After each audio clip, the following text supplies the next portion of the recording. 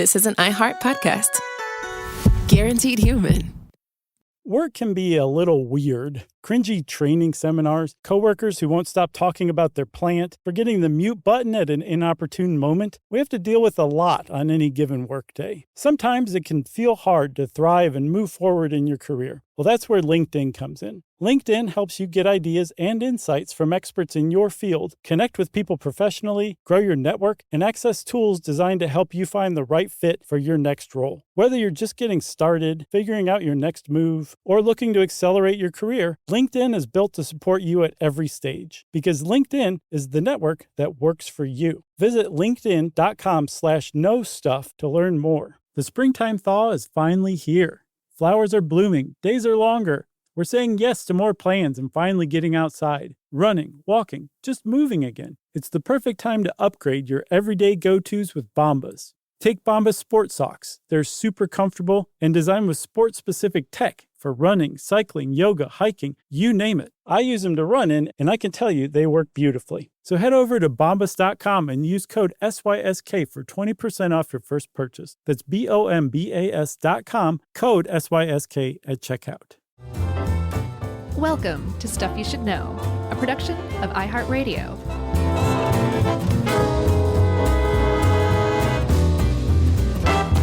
Hey, and welcome to the podcast. I'm Josh, and there's Puffball Chuck, and there's Blowball Jerry, and they like to call me Monk's Head, and this is Stuff You Should Know. Did you get those references? Sure. Oh, okay, well, we should probably explain them to everybody else, because they probably think it's an in-joke, but it's not at all. Number one, because we're about to share it with you. Number two, it's not really a joke. And number three, those are alternate names for dandelions. That's right. And we're going to be exalting the dandelion. Probably say a lot of times how great we think it is. Yeah. Sorry if you hate dandelions. Yeah. How it's unfairly maligned. And we want to thank Sarah Andrews from Idaho because Sarah is a listener who sent this in. Nice. Very nice. Thanks a lot, Sarah. Every time I hear Idaho, I'm reminded of that silly T-shirt that said, Idaho, Udaho. Do you remember that one? I never saw that one. What was that one? There was a company called like Dangerous T-shirts or something like that. And they had like, man, they were killing it with the crazy T-shirts for a while in like the early 2000s. Was that like, instead of saying Coke, it would say, poke? Or cocaine. Yeah, that kind of thing. Yeah, kind of. Sometimes more original than that, but yeah. They were coveted for a little bit among people who liked Incubus and stuff like that. I couldn't name an Incubus song, so that's not me. Okay, so let's get back to dandelions. I don't know how we ever get off track. It's kind of strange, but it happens from time to time, and it just happened, Chuck. So let's stop it from happening right now. Right, because dandelions, as you will see, have had a long, rich history that we're going to talk about in depth as a medicinal plant, as an edible plant, as a wonderful pollinator, and it was recast as a villain, as a weed to get rid of. But you need only look at the history of the dandelion, the fact that it was brought to North America by colonists to kind of underscore the fact that we wanted the dandelion here. Right. And it's important to say that they brought it here on purpose. I saw somebody point out like this, it didn't hitch a ride. It was like purposefully brought here. And the idea that dandelions suck is a really recent development, especially compared to how long people valued and prized dandelions. I just find that fascinating. For sure. This thing is about 30 million years old, native in sort of Atlantic Europe, all the way to Siberia. And in the Northern Hemisphere, you're going to know a dandelion because between March and October, you're going to see these beautiful yellow flowers. You'll see some what's called a rosette, which are these very short, level ground stems that grow in a circular pattern. And then these little slender green hollow stalks, 2 to 20 inches, but usually, at least around here, the dandelions are, like 8 inches. Yeah, that seems about right. That's my experience as well. Yeah. So one of the other really impressive things about the dandelion is if you look really closely at the flower, each individual petal has a little what becomes the part of the puffball when the flower seeds. It already is attached, and that thing is called a pappus. And at the bottom of the pappus is the seed, and the pappus itself is like this, like parachute essentially, that keeps the seed aloft. And research into, I saw papae, but I like pappuses as the plural. Ooh, I love pappy. So it's found that they're actually phenomenal at keeping the seeds aloft. Like they create a kind of vortex that, until it was seen when they started testing pappy, was thought to be impossible. Yeah, and that vortex not only makes it, travel up and out and away in such a way that if it was shaped any differently, it wouldn't do that. But if that little thing lands on water, that same vortex is going to form a little air bubble around it and protect it. Yeah, one of my prized possessions is this dandelion puffball encased in resin, and it's like the real deal. And I've never understood how it worked, but it turns out that if you actually take a dandelion puffball and actually not just put water in it, but submerge it in water, the puffball doesn't collapse. Isn't that nuts? It's amazing. I think so too. So that's just one of the many amazing things we're going to reveal today on Stuff You Should Know. Did I wander into the wrong show? I know. Well, we should tell everybody it's 10 a.m. and we usually record at 1, so I'm a much different person at 10 a.m. You're a news anchor, apparently. Yep. So I mentioned yellow. They're not always yellow. They can be orange. They can be white. They can be kind of purpley peach. They open in the morning and close in the evening, which has given them the name the shepherd's clock. And they do that to preserve pollen and keep that pollen safe for the next day, which also makes it, and this is one of my favorite words, a photonasty. Oh, that's a great word. Yeah. Plants open and close with the setting and rising of the sun. It's called photonasty. Huh. I saw a time lapse. It wasn't a video. It was just a series of photos of the dandelion flower opening and closing over the course of the day. I ran across a word from researching this that I'd never heard before that I absolutely love. Dandelions, like you said, are edible. They're used in cooking. They're a culinary plant, which makes them a pot herb. One word, a pot herb. Isn't that awesome? What a great homey little, I just imagine, hobbits using that word. Yeah, hobbits and my wife. Oh, does she call them pot herbs? You've heard that before? Oh, yeah. She's, okay. I told her we were talking about dandelions today, and she was just like, "Oh, are you going to talk about this?" Right. She's like, check, the famous pot herb? It's also another kind of clock. I already mentioned the shepherd's clock because of opening and closing at sunrise and sunset. But those little seed heads, they're called dandelion clocks, and that is from the old. You make a wish when you blow the dandelion, and you scatter those seeds as sort of a long, rich childhood tradition. But apparently the number of puffs it takes to empty that thing is what time it is. So it can, I haven't tested this out. I don't know if this is rock solid science, but that's a sort of a thing. That's pretty neat. Yeah. And one other thing about those pappuses and the seeds that are attached to them, there's a long-standing, I guess, kind of urban legend, or maybe rural legend, that they can travel up to 100 kilometers, 62 miles. And that does not seem to be the case, even though you'll see that stat absolutely everywhere, including some legitimate places. But Kyle helped us with this, our British buddy, and he found that a 2003 study, which is the most recent you can find on this, is that just 1 in 7,000 pappuses travels more than 1 kilometer. So just leave 100 kilometers out of the whole equation. Yeah. And Kyle told us that because he's from England. But for our North American listeners, we're talking 320-something feet if it's 100 kilometers and about 3.5 feet for a meter. Yeah. And apparently 99.5% of all pappuses land just within 30 feet of the parent plant, which is also 10 meters. So Yes, if you ever hear that a pappas can travel 100 kilometers, you can be like, that's wrong. What you just said is wrong. I think like one did, and they framed that. Maybe that's the one you have in amber. Yeah. It's like that first dollar bill you make as a business. You put it into amber. Yeah. There's also a cool adaptation where after they flower, that little hollow stalk that the flower sits upon goes limp on the ground and is just sort of hiding there away from birds and stuff. And when they ripen up, they jump back up again, and they're like, here we are. That's pretty cool. I think so, too. Do you want to take a break and come back and talk about where they got their name? Let's do it.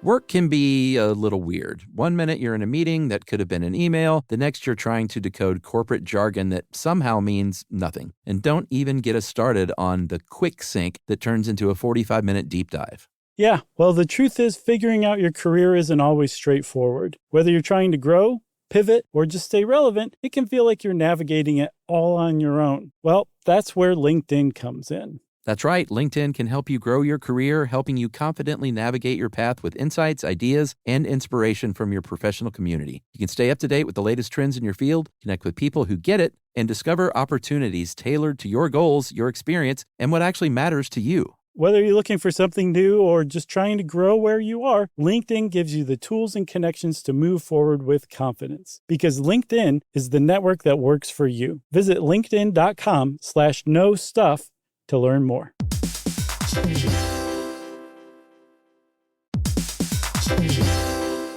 Hey everybody, we're here to talk to you about Wayfair, who believes that spaces should be functional, they should be comfortable, they should be well designed, and they can be well designed by you with their help. Your updated space should feel more comfortable, inviting, and practical for everyday use. And we're talking about outdoor seating. We're talking about grills. We're talking about major appliances. If you need storage solutions, Wayfair can help you out. Patio lighting, rugs, decor. It is your one-stop shop for home. Yeah. I mean, it's getting nice out, so it's time to think about living outdoors for the next few months. And Wayfair knows that outdoor furniture, it's heavy, it's intimidating to assemble. So Wayfair has stepped in and said, we're going to handle the hard part so you don't have to. That's right. You can shop Wayfair Verified, your shortcut to the good stuff. And that means their team of product specialists are going to vet everything by hand using a 10-point inspection, testing things like, quality materials, functionality, and features, and even how long it takes to build that piece of furniture. And the overall experience save time, reduce hassle, and improved convenience. Patio season is here, and these deals won't last. So head to wayfair.com right now to get your outdoor space ready for way less. That's WAYFAIR.com.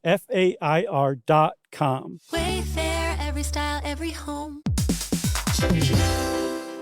Running a business is hard enough, so why make it harder with a dozen different apps that don't talk to each other? One for sales, another for inventory, a separate one for accounting. Before you know it, you are drowning in software instead of growing your business. And this is where Odoo comes in. Odoo is the only business software you'll ever need. It's an all-in-one, fully integrated platform that handles everything: CRM, accounting, inventory, e-commerce, HR, and more. No more app overload, no more juggling logins, just one seamless system that makes work easier. And the best part, Odoo replaces multiple expensive platforms for a fraction of the cost. It's built to grow with your business, whether you're just starting out or already scaling up. Plus, it's easy to use, customizable, and designed to streamline every process. So you can focus on what really matters, which is running your business. Thousands of businesses have made the switch. So why not you? Try Odoo for free at odoo.com. That's ODOO.com.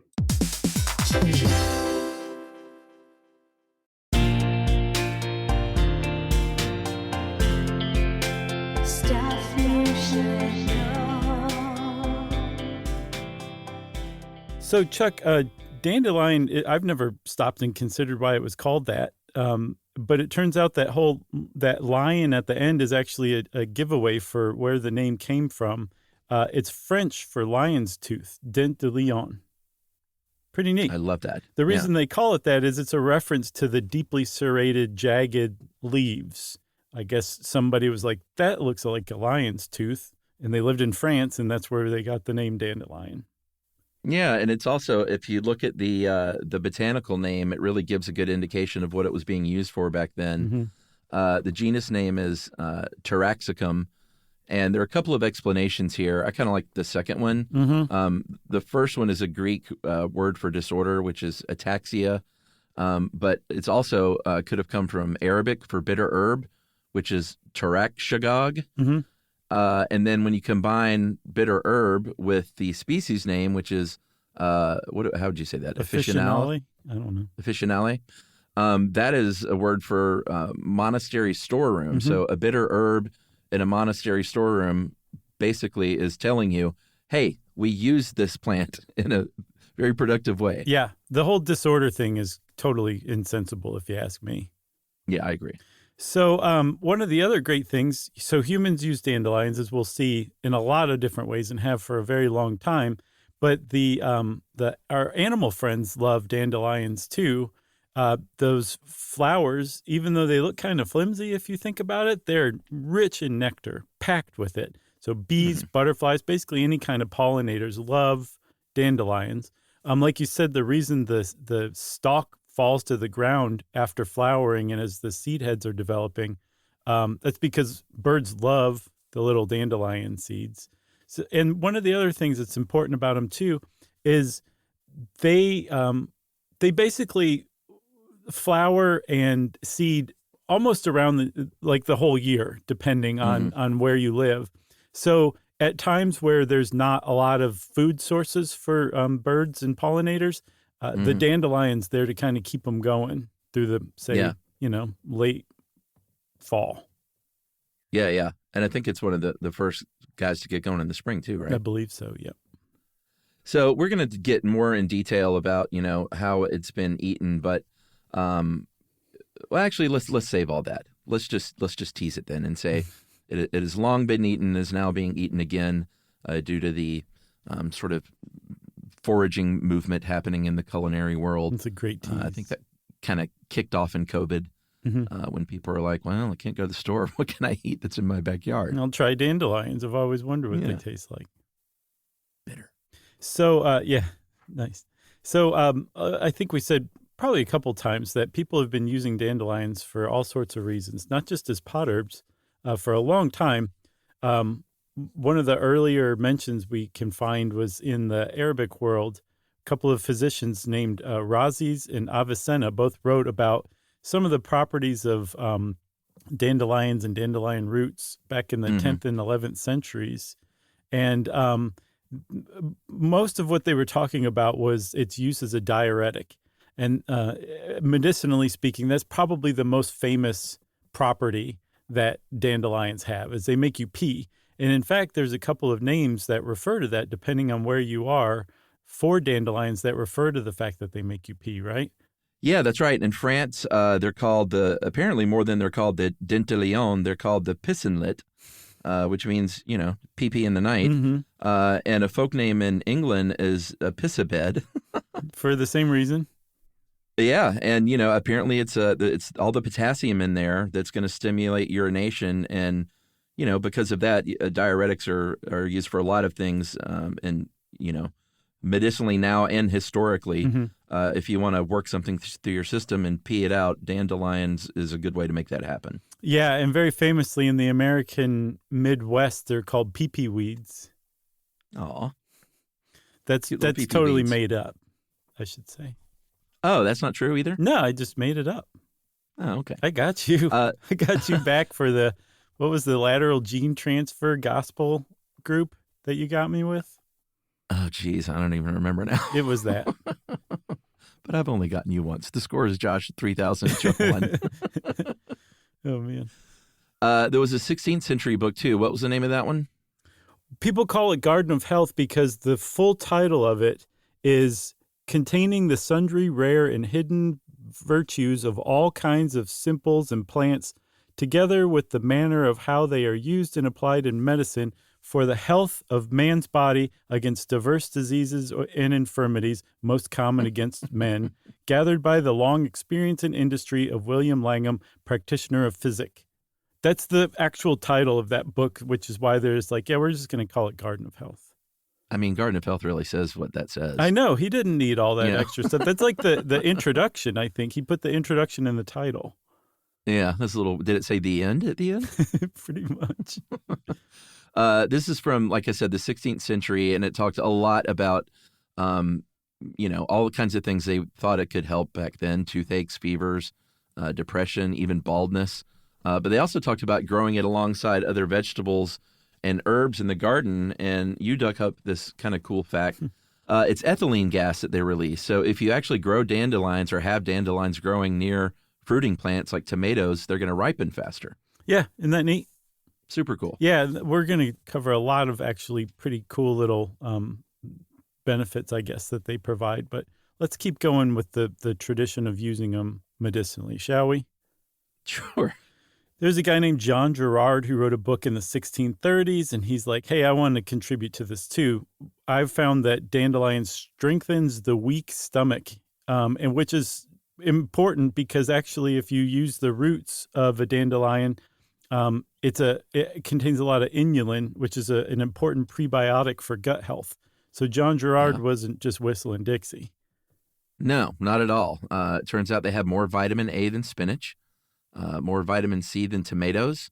They've got a ton. We already mentioned potassium, but also a lot of calcium, a lot of iron, and then a lot of words that I can barely pronounce that you found that it's packed with, starting with flavonoids. That's the only one I had heard of. It has triterpenes, sesquiterpenes, phenolic acids, sterols, and coumarins.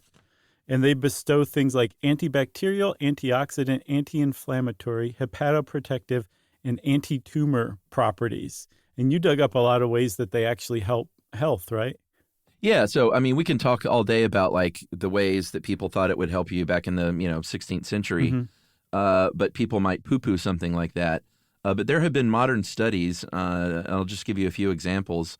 There was a study from 2015 in Canada that reported that dandelion extract can block ultraviolet UVB radiation. That's crazy. When applied to the skin. It can also irritate the skin, so don't necessarily just like take dandelions and like start rubbing them all over yourself at the pool. There was a 2016 review of studies from a university in Denmark that suggests that dandelion extract actually stimulates pancreatic cells to produce insulin, so it could potentially help control blood sugar. Right. And what about, there was one on the liver too, right? Yeah, I said it was hepatoprotective, which means it helps the liver, and actually it goes in and like just kicks butt in your liver. It slows the progression of fibrosis, which is scarring of the liver. And the extract actually inactivates the cells that cause fibrosis in the liver. And essentially your liver, as everybody knows, it can regenerate itself. Once the dandelion extract has gone in and stopped the fibrosis, the liver can heal. So it's incredibly helpful with protecting the liver from damage. I mean, that's nuts. It's almost like it was designed to do that for the liver. It's that effective. I do want to mention the cancer one because Emily had a very funny, very Emily line. There was a 2020, man, why do I do that lately? 2012, I did that. I did that you on do Tuesday that a lot, too. yeah. What is happening? I don't know. It's a study from the University of Windsor in Canada about dandelion root extract can induce apoptosis, which is cell death in pancreatic and prostate cancer in test tube, in their cells in the test tubes, potentially preventing their spread. So this is something Emily knew, and this morning she was like, yeah, it's so like modern American at the very least to take something that could actually help fight cancer and spray chemicals on it to kill it that cause cancer. Right. Yeah. And she stormed out of the room. Sometimes we have to learn the hard way, but it is reassuring that things seem to be coming full circle. You know what I mean? Yeah, I feel like people are getting a little more eyes open to stuff like that. Yeah, they're getting on board the dandelion train. So one thing about those studies that you said, like they're essentially confirming to our modern tastes what the Chinese knew all the way back in 659 CE. People like Nicholas Culpeper knew in the 18th century. All these people wrote about this stuff and just how effective it was. And then now science is going in and saying these people were right, and here's how it is effective. I think that's pretty cool. And in part because of that, the dandelion is being rehabilitated. But first, I think we need to mention, you said that it came by North America. I piped up on purpose. I think more than once even. I was so excited about that. And it's possible it was actually on the Mayflower. It arrived that early.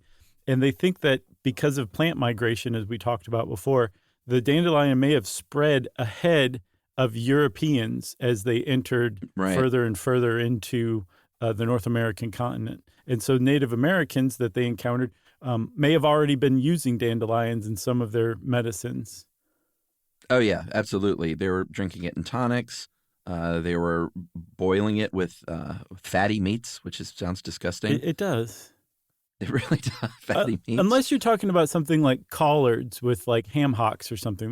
That sounds okay. But in this case, I imagine a pot of boiling water with a skin of fat just bubbling at the top and some dandelion leaves floating around in it.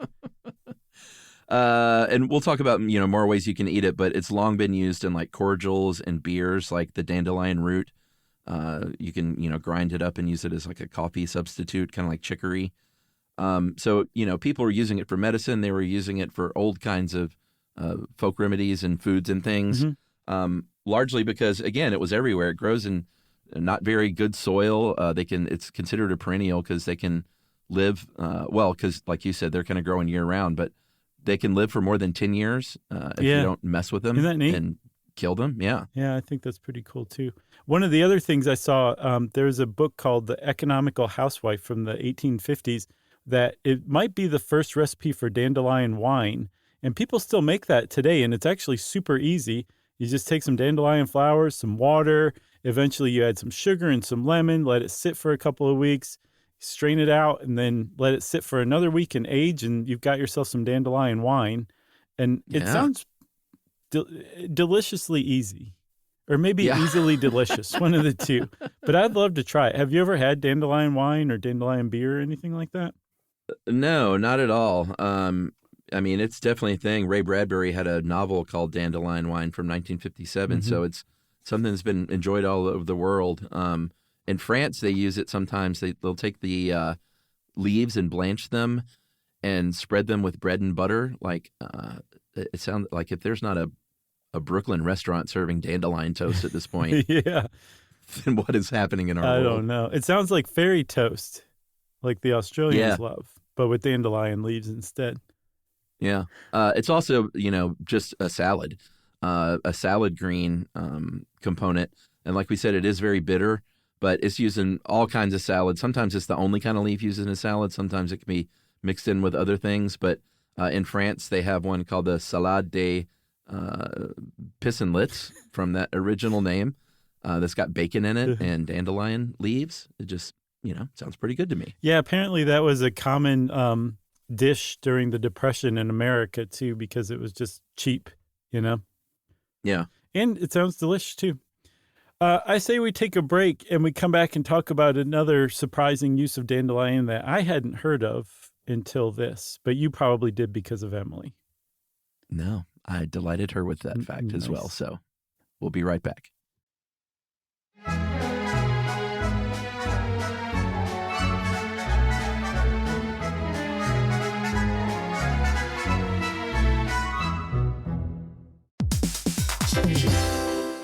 Work can be a little weird. One minute you're in a meeting that could have been an email. The next you're trying to decode corporate jargon that somehow means nothing. And don't even get us started on the quick sync that turns into a 45-minute deep dive. Yeah, well, the truth is figuring out your career isn't always straightforward. Whether you're trying to grow, pivot, or just stay relevant, it can feel like you're navigating it all on your own. Well, that's where LinkedIn comes in. That's right. LinkedIn can help you grow your career, helping you confidently navigate your path with insights, ideas, and inspiration from your professional community. You can stay up to date with the latest trends in your field, connect with people who get it, and discover opportunities tailored to your goals, your experience, and what actually matters to you. Whether you're looking for something new or just trying to grow where you are, LinkedIn gives you the tools and connections to move forward with confidence. Because LinkedIn is the network that works for you. Visit linkedin.com/knowstuff to learn more.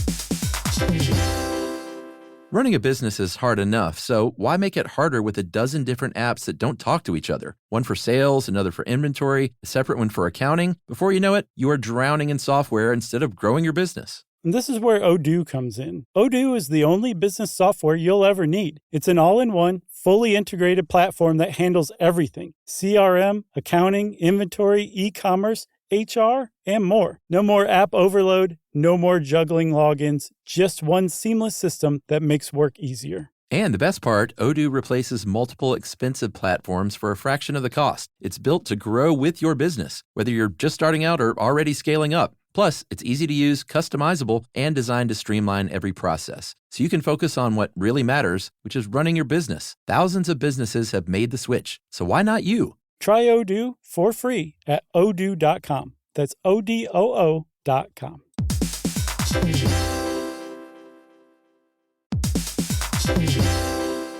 If you're always on the lookout for a great audiobook, or you just want help figuring out what to listen to next, there's a podcast you should know about. It's called Earsay, the Audible and iHeart Audiobook Club, and it's hosted by Cal Penn. That's right. Each episode takes a closer look at some of the most talked about new audiobooks on Audible, spanning a wide range of genres, from sci-fi and literary fiction to rom-coms, thrillers, and comedy. Yeah, Cal is joined by guests who dig into what these stories are about, what makes them stand out as audiobooks, and why they're connecting with listeners right now. So if you're looking for your next listen, this is a great place to start. Listen to Earsay, the Audible and iHeart Audiobook Club, on the iHeartRadio app, Apple Podcasts, or wherever you get your podcasts.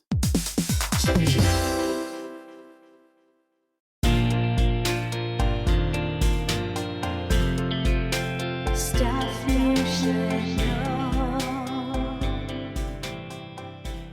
All right, so Josh said that he hadn't heard of this cool fact. I hadn't heard of it. Emily hadn't heard of it. And I think it may be the fact of the podcast. But dandelions are a source of natural rubber. Pretty cool. I would Full stop. I would take issue with that. I think it has to do with the vortices over the pappy, or the fact that they're pot herbs. All right. This one's good. It's up there. Maybe they're all tied for first. I don't know. But Hey, that means we got a good topic if there are several that's right. Competitors. Yeah. And so not just any dandelion produces rubber or latex that can be turned into rubber. A specific type of dandelion. They figured out the Kazakh dandelion, which is native to the Eurasian steppes. How'd you like that? It's also called the Russian dandelion here in the United States. That specific one puts out enough latex that it gave rubber trees a run for their money during World War II, which we've talked about many times. America and Britain were like, we need more rubber for the war effort, and the Japanese control essentially all of the rubber supply. We're at war with the Japanese, so we better come up with something else quick. Yeah, so they literally started screening like thousands and thousands of plants, and then I guess they were like, hey, if the rubber tree can grow rubber, there's got to be something else out there.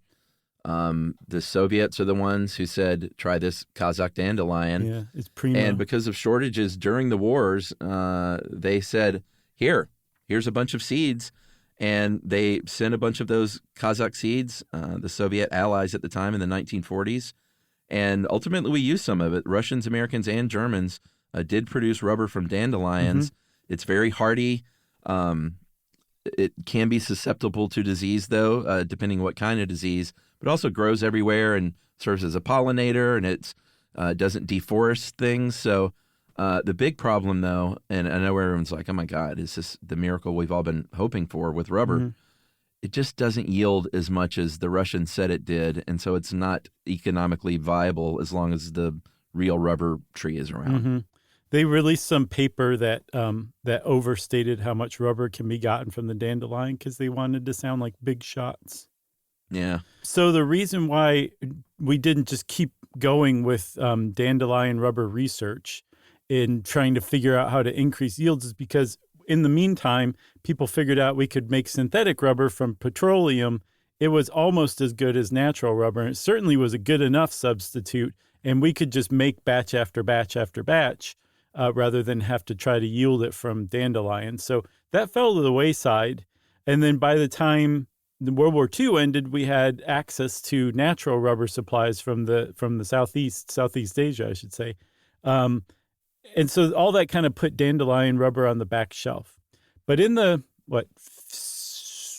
80, almost 100 years, geez, since World War II. I remember when that was that was firmly like 40 to 50 years in the past. And it just keeps getting further and further away. It's really awful.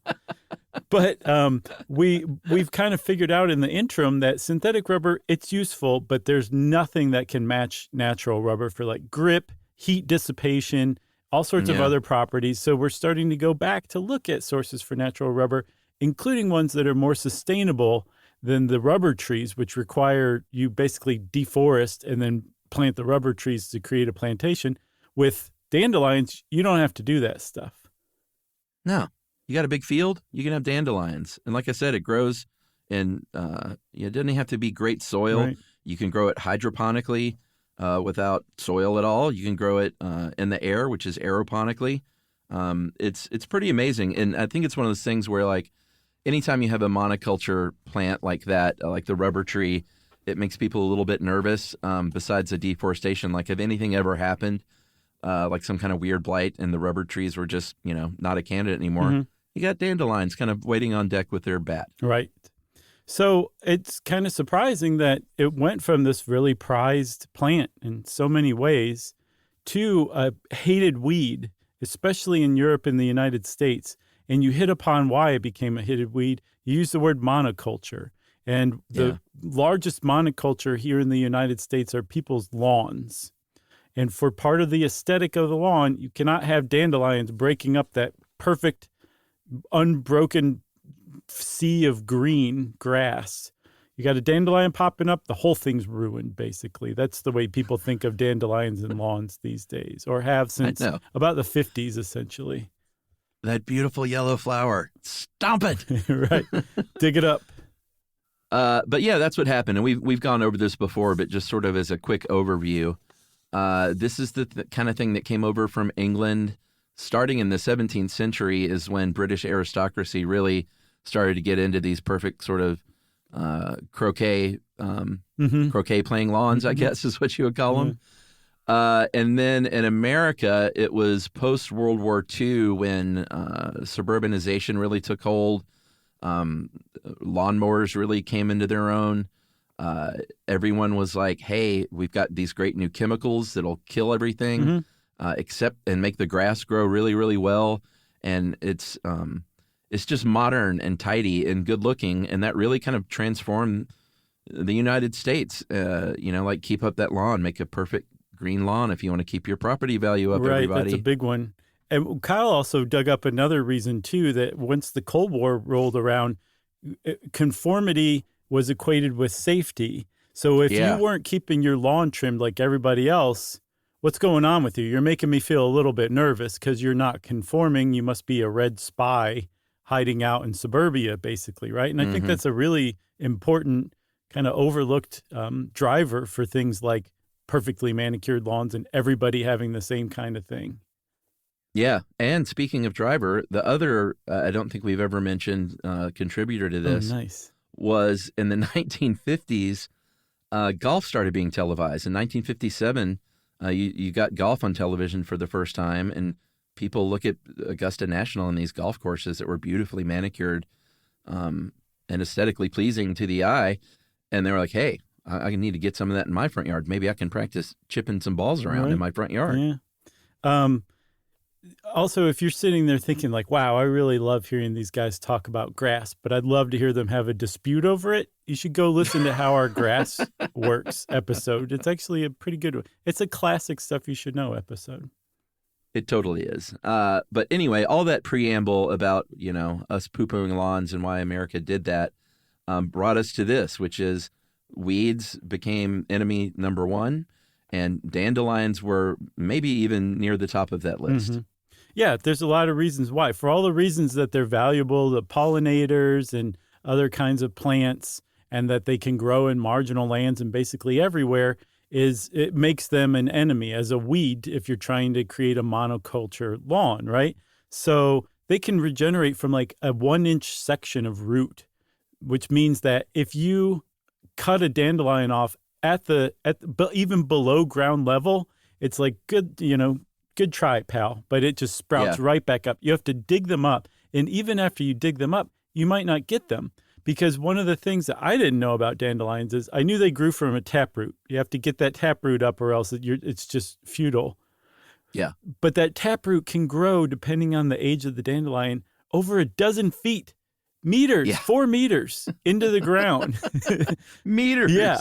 And that makes it really hard to get rid of. And so if you're like a groundskeeper for a golf course or something like that, you have to really keep up with the dandelions because they'll spread really fast.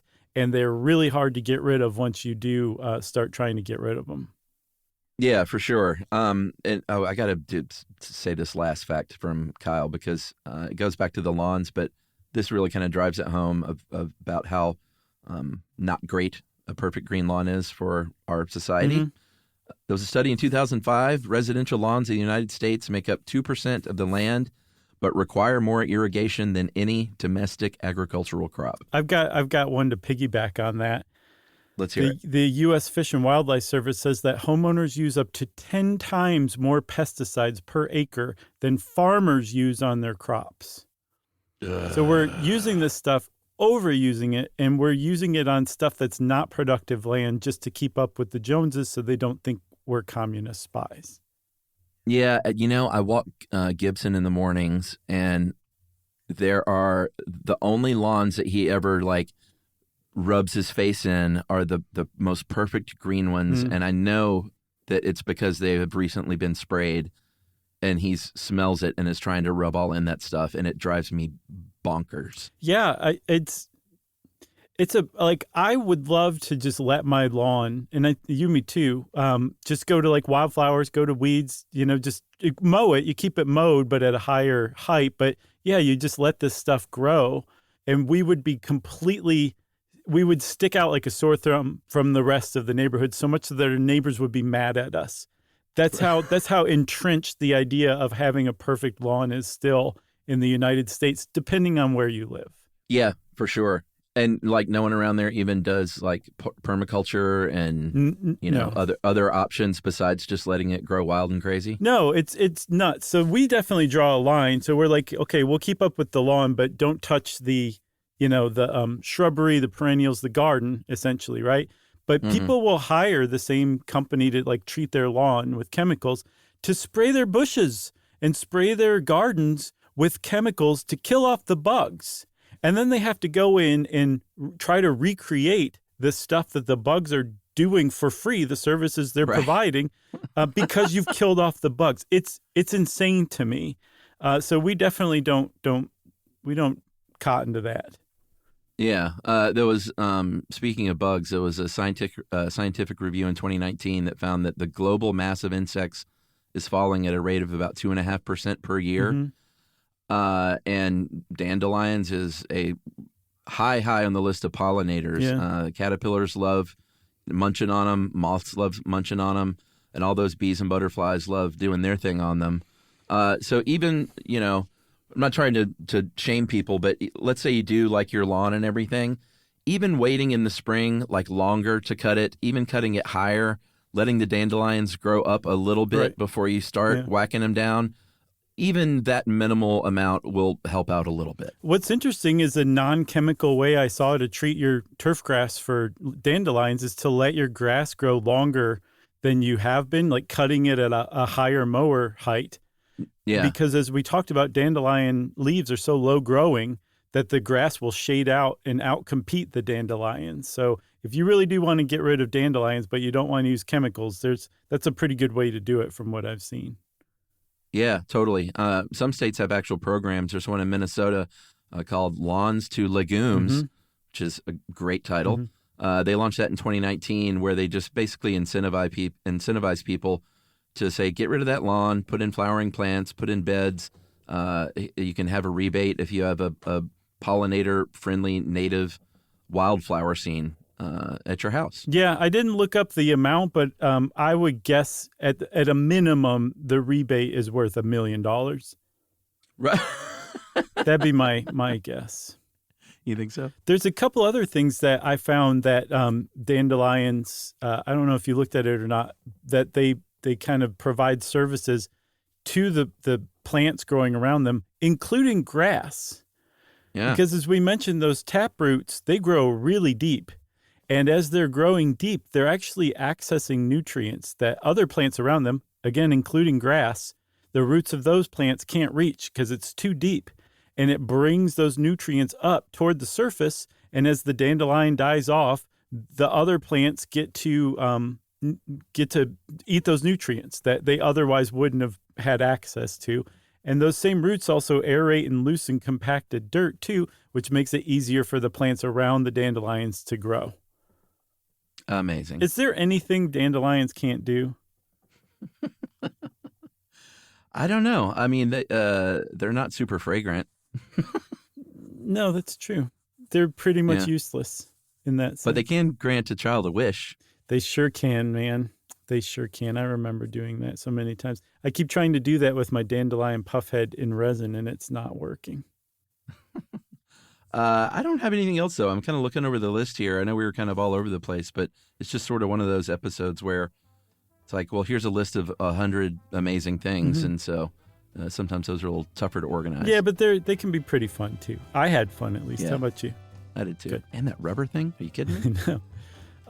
Since neither one of us has anything else about dandelions, and we're going to call it quits on this episode, which means we've just activated listener mail. You know, no listener mail today, because what we're going to do is something we haven't done in a while, is help support and bring some attention to a great cause. Our friends from the Cooperative for Education, aka COED, whose mission it is to break the cycle of poverty in Guatemala through education. And we've been working with them for 15 years, and we got a new thing coming up with them, right? Yes, we do. So first, let me just explain. Over $1.3 million in contributions have been made to COED thanks to our partnership with them at Stuff You Should Know for 15 years. That's really good, if you ask me. That's incredible. Which means that 160 kids have been given like a huge leg up to escape poverty and break intergenerational poverty and create literally like a new life for their entire family from that point on. That's right. We went down there, I guess, 15 years ago when they invited us very early on in Stuff You Should Know's canon. Yeah. In our history. And we went down to Guatemala, and those shows, we did some shows on that trip and that visit. We get to actually hear Jerry speak, which is pretty exciting. Yeah. And they're just great. We've been working with them ever since. And the fact that the Stuff You Should Know Army has raised $1.3 million for them over the past 15 years is going to be a real proud part of our legacy. But we have a call to action, right? Yes. So you can join. We're starting a drive essentially right now. That's right. You can join the cooperative, which is a program of theirs for $20 a month. And you'll collectively sponsor a bunch of students in the RISE Youth Development Program, right? That's right. And so it's going to get spread out. You're going to be helping a bunch of kids at once. So you can feel good like 5 times over with each monthly donation. And then in 2025, more than 1,100 students will be able to start school in rural Guatemala, which will be their biggest class ever. They need help to make that happen, which is why we're saying join the cooperative. That's right. And as an incentive, if this is for you, if you set up your gift by Tuesday, December 3rd, then you are signed up for a chance to do a virtual hangout with Josh and I. We do this every year around the same time. Mm-hmm. It's always a lot of fun. We hang out with, 6 or 8 people all over the country. Mm-hmm. And they get to just, ask us questions and tell us that we're cool or dumb or whatever. It's your chance to really hand it to us if that's what you're after. Right. Yeah. Hopefully don't do that. But sure, I guess if you've given to COED, then you deserve to do whatever you want to us. That's right. So just go to cooperativeforeducation.org. That's the word cooperative, FOR, education.org/SYSK. And start giving now. A little bit goes a long way down there. Yes. And in the meantime, while you're looking up cooperativeforeducation.org/SYSK, you can also send us an email. Send it off to stuffpodcast@iheartradio.com. Stuff You Should Know is a production of iHeartRadio. For more podcasts from iHeartRadio, visit the iHeartRadio app, Apple Podcasts, or wherever you listen to your favorite shows.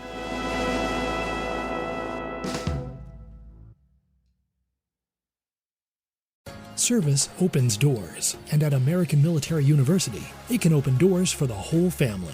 If you have a loved one who served in the military, you may qualify for reduced tuition. AMU offers flexible online programs designed to fit your schedule, so you can keep moving forward wherever life takes you. Learn more at amu.apus.edu/military. Open doors to the future for you and your family with the help of American Military University. Everyone knows winter is the real mess maker. You don't need WeatherTech floor liners for summer unless you hit the beach and half the beach ends up back in your car, or the campsite dirt ends up in your trunk. Then you'd want a cargo liner, or a road trip goes sideways, lemonade spills, ketchup goes rogue, ice cream drips. Yeah, you'd be pretty happy about those WeatherTech seat protectors. So just to be clear, as the mud you're inevitably going to step in this summer, you don't need WeatherTech unless you plan on doing summer. Visit WeatherTech.com today. Running a business is hard enough. Don't make it harder with a dozen apps that don't talk to each other. One for sales, another for inventory, a separate one for accounting. That's software overload. Odoo is the all-in-one platform that replaces them all. CRM, accounting, inventory, e-commerce, HR, fully integrated, easy to use, and built to grow with your business. Thousands have already made the switch. Why not you? Try Odoo for free at odoo.com. That's odoo.com. This is an iHeart podcast. Guaranteed Human.